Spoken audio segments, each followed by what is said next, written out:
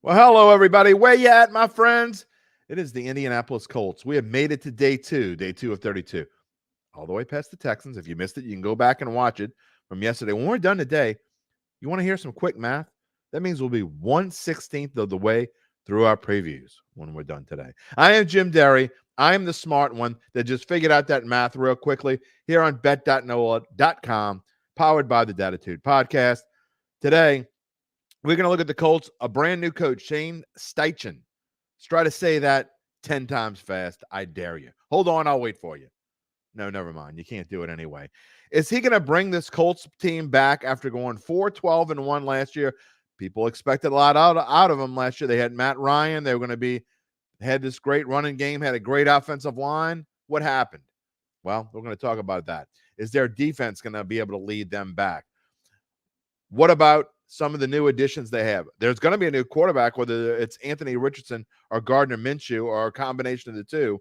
We're going to get into it all coming up. The Colts here on day two of our NFL team previews.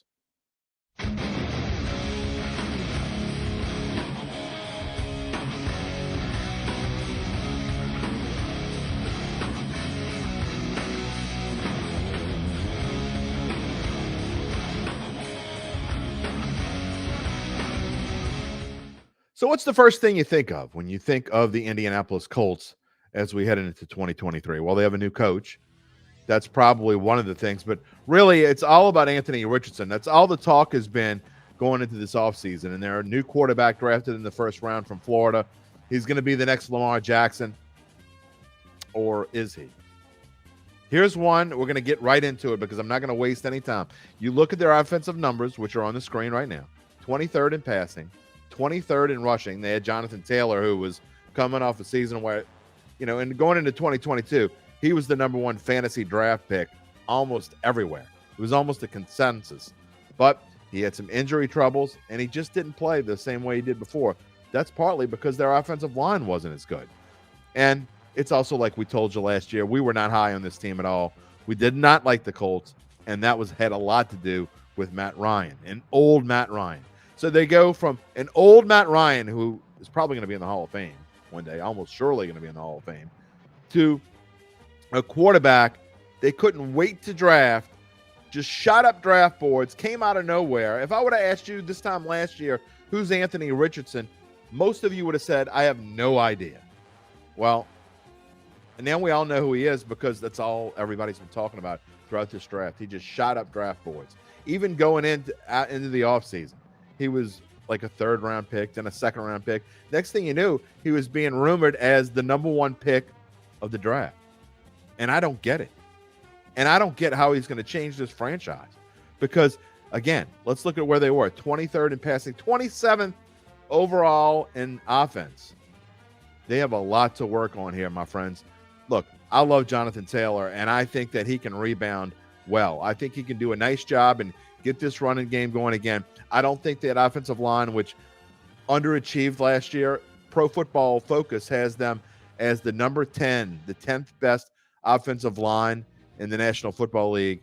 They were 18th at the end of last year, shooting up back up to 10th. Why? Because the year before that, they were really good, and that was because of Jonathan Taylor. So I think they will do much better in the running game, and also because Anthony Richardson, who probably will play a whole bunch this year, can run the football. The problem is he just can't pass.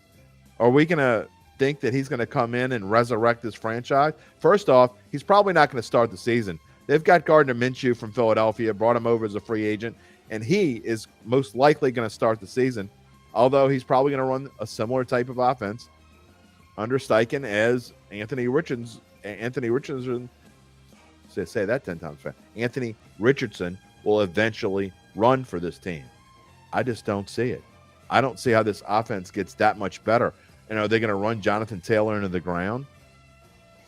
Well, we saw what Steichen did with the Eagles, and they didn't run a ton, but they ran enough. And the key to any winning franchise, unless basically you're the Kansas City Chiefs, and even they know how to run the football when it's time to, with Isaiah Pacheco. And I don't think they're going to be able to run the football enough because they're going to be behind in a lot of games. You know what? Let's take a look at their schedule when I'm going to come back to some of the other things. And as we look, it is the 30th toughest schedule, which means there are only 2 teams easier. I'll tell you what, I'll give you a spoiler alert. It's the Saints and Falcons are the only 2 that are easier schedule when it comes to how we did our schedule, based our schedule, by the way, figured out the toughest to easiest. We didn't just use last year's numbers. We used a formula based off of projected over-under win totals. And if you take those numbers from Caesars Sportsbook, put it into a formula, Colts had the 3rd easiest schedule. Right out the gate, I don't like this. You got to play Jacksonville, who is most certainly the consensus favorite to win this division again. They've got to play them in their first 6 games twice. They play them at home to open the season. They play them on the road on October 15th. And in between, okay, Houston team, you're talking about a what franchises. These 2 are going to be fighting for the cellar, I think. At Baltimore, tough game. They're not going to win that game. Then they're home for the Rams in Tennessee. I know people are down in Tennessee, but I think they're better than most people think they are. Then you're talking about Cleveland, the Saints, at Carolina, going across overseas to play New England in Germany. Then they come home, they get a little break, they get Tampa Bay. Then they're on the road 3 out of 4 at Tennessee, Cincinnati. This schedule is definitely not a favorable one for this team. And I know it's the supposedly the 3rd easiest schedule, but you want to know why I think that the people who know what they're talking about don't think the Colts are going to do all that well? Well, it's pretty simple. Look at how many games they have that are not at noon. Well, how many games do they have that are either in prime time or where they're the only thing in town or somebody's going to see them at 3 o'clock? They have 1 late game. They have 1 game that's overseas and has to be at 8:30 in the morning. Otherwise, everything else except a couple of to be determined is at noon, which means the networks don't think they're going to be any good. The NFL doesn't think they're any good. And why would they? I mean, we haven't even talked about their defense, which, as we said, just average. They were 15th in the NFL last year. They were pretty good against the pass. They got a decent amount of sacks, but they lose Bobby Okereke. You know, they do have a couple of guys last year that Zaire Franklin took a major step forward, a young guy, and he's now going to have to play with Okereke gone. He played a lot last year. I think he was either 2nd or 3rd on the team in tackles. He's going to be one of the key guys again because they're going to have to be great up front. Shaq Leonard, he's a little banged up here as we get into training camp. That front is going to have to be good because I am not a fan of this backfield at all. You know, they bring in Julian Brents with their 2nd-round pick. Is that going to make a difference? Are they going to be better than 15th? I don't think so. So it's prediction time when it comes to the Indianapolis Colts. And drum roll, please. Yep. What are you, crazy, Derry? Are you out of your mind? 3-14. I love this Colts team. One of my best bets of the entire season. I'm giving you a heads up right off the bat. I love the under. You're getting plus money, plus 105 on the under 6.5 wins. I know a lot of people think that this is a fait accompli. People are buying into this hype of Anthony Richardson, and I just don't understand it at all. I think this team may be good eventually. I don't know what to expect from Steichen. Unlike yesterday with DeMeco Ryans, I think the Texans are going to be good and soon. I think they have the makings to be something really soon, as a matter of fact. Whether C.J. Stroud starts the season or not, I think he's going to be a solid quarterback in this league at some point. I don't feel that way about Anthony Richardson at all. I never understood it. I said it during our draft coverage. I said it before and after.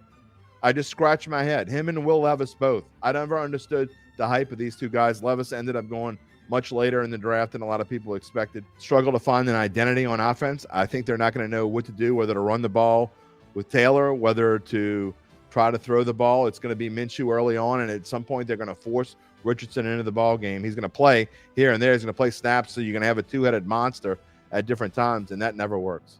And if I'm wrong, I'll be the first one to tell you. But Colts 3-14, one of the best bets. Under 6.5 as far as the other numbers. I wouldn't even look at them.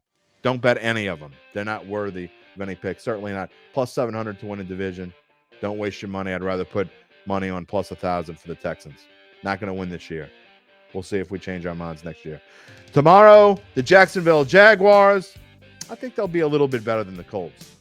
We'll see how I feel about it then.